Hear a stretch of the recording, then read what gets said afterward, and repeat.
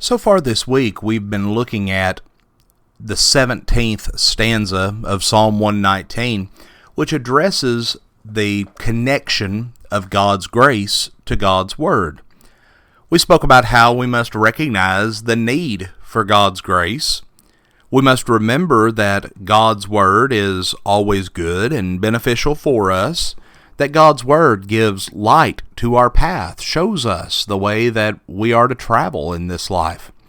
But also we find that redemption is only able to be maintained if we continue to live a life of obedience. But then today, we're going to notice that we must have the right attitude toward sin. David said in verse 133, "Establish my footsteps in your word, and do not let my iniquity or my sin have dominion over me." And then in verse 136 he says, "My eyes shed streams of water because they do not keep your law." Remember, the theme that we're looking at in this section of this psalm is grace. And understanding grace will shape our attitude toward sin. Now, there are many religious people who like to talk about grace, but they really don't understand grace. Many treat grace as though it was a license to commit immorality. We see this established in Jude verse 4. They have the attitude of some in Rome who believed that they could continue in sin so that grace may abound. Romans 6 and verse 1. But you remember the Apostle Paul answered that with the words, "God forbid." No, this is not the way that it's supposed to be. But yet we see those who see God's grace as a permission to sin. But friends, this is a perversion of the grace of God. David here made 2 points about the attitude that God's people should have toward sin. First, he said, "Do not let my iniquity have dominion over me." Friends, we cannot allow ourselves to become enslaved to sin. Sin shall not be master over you, as Paul says in Romans 6 and verse 14. And the way to keep sin from ruling over us is to be established in God's Word. Paul showed the contrast between those who are slaves to sin and those who are obedient from the heart to that form of teaching in Romans 6 and verse 17. After listing the various traits that we must add to our faith in 2 Peter 1 verses 5 through 7, Peter went on to say, "As long as you practice these things, you will never stumble." Then he continued, "Therefore, I will always be ready to remind you of these things, even though you already know them and have been established in the truth which is present with you."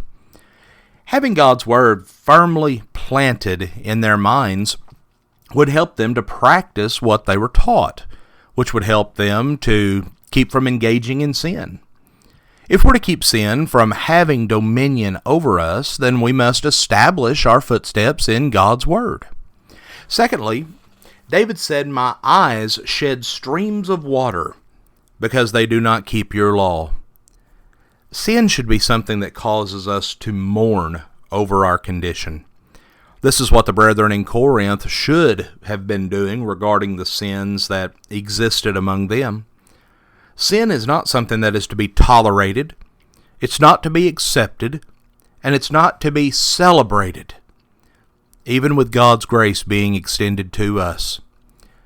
But yet we live in a world today that teaches us that we are to be tolerant, we're to be accepting, and that goes about celebrating sin. But the Scriptures tell us we are not to do this. We are to have no fellowship with the unfruitful works of darkness, but rather we are to reprove them, Ephesians 5 and verse 11. And after listing several sins in his letter to the saints at Rome, the Apostle Paul said, "And although they know the ordinance of God, that those who practice such things are worthy of death, they not only do the same, but also give approval to those who practice them," Romans 1 and verse 32. Approving of sin places us under the same condemnation of those who are committing the sin. We have to have the proper attitude toward sin. It is to be avoided and mourned. But grace, when properly understood, will not allow us to indulge in or celebrate sin. Friends, without God's grace, we are without hope. But without God's Word, we cannot take advantage of His grace. So let us humbly respond to the grace that God has extended by faithfully obeying His Word. The Noble Searcher is a ministry of the Pyburn Street Church of Christ, and we thank you for joining us for our study today. If you have any questions or requests for lesson topics, please feel free to email us at Pyburn Street, that's Pyburn Street, at gmail.com. Or you can write to us at Pyburn Street Church of Christ, Post Office Box 187, Pocahontas, Arkansas, 72455.